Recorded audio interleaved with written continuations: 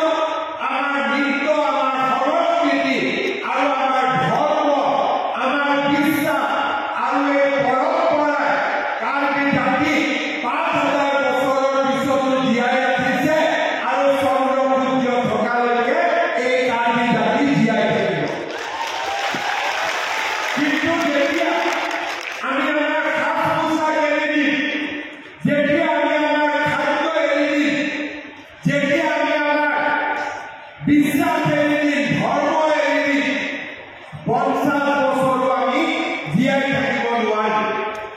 সেইকাৰণে এই কাৰ্বি আৰম্ভণি মানুহ সিংহ মামাই এই সভাত মই আহ্বান কৰিম যে কাৰ্বি নতুন প্ৰজন্মই কোনো কাৰণতে যাতে মোৰ দেউতা মাৰ ধৰ্ম সংস্কৃতি বিশ্বাস আৰু পৰম্পৰা আমি যাতে কেতিয়াও এৰি নিদিওঁ আৰু সকলো জাতিৰ লগত একেলগে থাকি মিলামিছাৰে থাকিও আমি আমাৰ ধৰ্ম আমি আমাৰ বিশ্বাস আৰু আমাৰ সংস্কৃতি আমি সদায় জীৱন্ত কৰি ৰাখিম, প্ৰাণৱন্ত কৰি ৰাখিম। শ্ৰদ্ধা ৰাইজ, এই কাৰ্বি আৰম্ভণি মানুহ সিংহৰ সভা প্ৰতি বছৰে দ্বিতীয়বাৰ এই সভা আমাৰ অনুষ্ঠিত হৈছে। মই কাৰ্বি আংলং সাহিত্য শাসিত পৰিষদক অনুৰোধ কৰিম, মই আহিব পাৰোঁ বা নোৱাৰোঁ, মুখ্যমন্ত্ৰী আহিব পাৰোঁ বা নোৱাৰোঁ, এই সভা প্ৰতি বছৰে আমি এনেকৈ অনুষ্ঠিত কৰিব লাগে আৰু প্ৰত্যেক সভাতে আমি প্ৰতিজ্ঞাবদ্ধ হ'ব লাগে, সংকল্পবদ্ধ হ'ব লাগিব যে যিয়ে বিপদ নাহক কিয়, যিয়ে আমাৰ সন্মুখত নাহক কিয়, আমি আমাৰ ধৰ্ম আমি আমাৰ সংস্কৃতি আৰু আমাৰ পৰম্পৰা আমি কেতিয়াও এৰি নিদিওঁ। আমি আমাৰ ধৰ্ম পৰম্পৰা বিশ্বাস ভাষা ইয়াক আমি সামৰি ৰাখি আৰু কাৰ্বি জাতিক এনেকৈ আমি জগত সভালৈ লৈ গৈ প্ৰতিষ্ঠা কৰিম, এই আমাৰ সংকল্প হ'ব লাগে। আৰু প্ৰতি বছৰে আমি এনেকৈ ইয়াতে উপস্থিত হৈ প্ৰতি বছৰে সেই সংকল্প আমি গ্ৰহণ কৰিব লাগে। শ্ৰদ্ধা ৰাইজ, আমাৰ চৰকাৰে জনজাতীয় লোকসকলক ধৰ্ম আৰু বিশ্বাসক আটাইতকৈ বেছি গুৰুত্ব দিয়ে।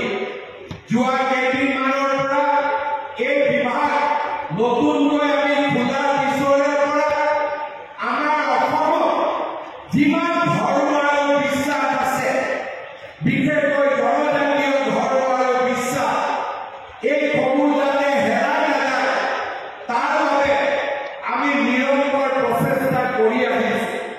প্ৰতি বছৰে বড়োসকলৰ বাৰ্ষিক বাথৌ সভাত মই যাওঁ, কাৰ্বিসকলৰ আৰম্ভণিত আহোঁ, ব্ৰহ্ম সমাজৰ বাৰ্ষিক অধিৱেশনত যাওঁ। মোৰ এটাই মাত্ৰ লক্ষ্য যে আমাৰ ধৰ্ম আৰু বিশ্বাসক কোনেও যাতে কাঢ়ি লৈ যাব নোৱাৰে, কোনেও যাতে এই কথা মাতি যাব নোৱাৰে যে আমাৰ টকা আছে সেইকাৰণে আমি আগত যাম আৰু আমাৰ টকা নাই সেইকাৰণে আমি পিছ পৰি যাম। আমি এটাই সংকল্প, আমি কিমান দুখীয়া, টকা আছে নে নাই সি পিছৰ কথা, কিন্তু আমি আমাৰ ধৰ্ম আৰু আমাৰ বিশ্বাসক আমি কেতিয়াও এৰি নিদিওঁ আৰু এই ধৰ্ম আৰু বিশ্বাসক সদায় আমি সাৱটি লৈ পৰমাত্মাৰ কল্যাণ আৰু আশীৰ্বাদৰ বাবে আমি কাম কৰিম। শ্ৰদ্ধা ৰাইজ, এই আৰম্ভণি ধৰ্ম বা এই যি আমাৰ সংস্কৃতি ই যাতে আগুৱাই যায় তাৰ বাবে আমি বিভিন্ন প্ৰচেষ্টা কাৰ্বি আংলং সাহিত্য শাসিত পৰিষদ আৰু আমাৰ ৰাজ্য চৰকাৰে গ্ৰহণ কৰিছে। কাৰ্বি আংলং সাহিত্য শাসিত পৰিষদৰ পৰা বিভিন্ন গাঁৱত ৰংকেৰ ছেট নিৰ্মাণ কৰা হৈছে। মই এই বছৰ আপোনালোকৰ 100খন গাঁৱত 100টা ধুনীয়া ৰংকেৰ ছেট নিৰ্মাণ ৰাজ্য চৰকাৰৰ পৰা কৰি দিয়াৰ মই আপোনালোকক প্ৰতিশ্ৰুতি দিছোঁ। কাৰ্বি আৰম্ভণিৰ ধৰ্ম আৰু ইয়াৰ বিশ্বাসক আমি যাতে সদায় পৰিচালনা কৰিব পাৰোঁ, ইয়াৰ বাবে এটা সুন্দৰ ধৰ্মীয় থিওলজিকেল চেণ্টাৰ নিৰ্মাণৰ বাবেও মই 10 কোটি টকা এটা আৰ্থিক সাহায্য আৰ্থিক সমাজে মই ঘোষণা কৰিছোঁ। তাৰ লগে লগে আমাৰ কাৰ্বি আৰম্ভণি যিমান পুৰোহিত আছে এই পূজাৰীসকলৰ বাবেও এককালীন প্ৰতিজন পূজাৰীৰ বাবে আজি সভাত মই 10,000 টকাকৈ একোটা বিত্তীয় সাহায্যৰ বাবে ঘোষণা কৰিছোঁ যাতে আমি সকলোৱে লগ লাগি এই ধৰ্ম এই বিশ্বাস আৰু এই পৰম্পৰা আমি যাতে জীয়াই ৰাখিব পাৰোঁ পুনৰ এবাৰ আজি এই সুন্দৰ অনুষ্ঠানটোৰ বাবে মই কাৰ্বি আৰম্বাৰী ধৰ্ম